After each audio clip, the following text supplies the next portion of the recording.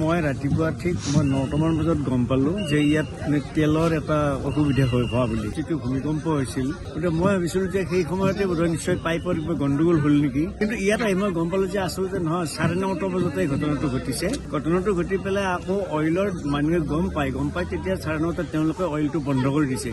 এতিয়া পথাৰৰ গোটেই চাৰিওফালে তেলেই তেল হৈ গৈছে।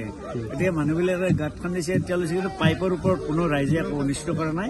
আৰু এতিয়া অইলৰো মানুহ আহিছে, পুলিচ প্ৰশাসনো আহিছে, তেওঁলোকে আহি পেলাই ইয়াত কাম আৰম্ভ কৰিছে। মই ভাবোঁ অনতিপলমে কামটো খুব সোনকালে কৰিলে পথাৰখন স্বচ্ছ হ'ব। যদি পথাৰখনত যদি এনেকৈ যদি অইলেই যদি ভৰি থাকে, তেতিয়াহ'লে হয়তো খেতি বাতিৰ কাৰণেও আমাৰ বহুত সমস্যা আহি পৰিব। ৰাতি চুৰি হৈছে চাগে সন্দেহ, মানে এটা গাঁটা খান্দি থোৱা আছে, সেইটো চুৰিৰে সন্দেহ আৰু।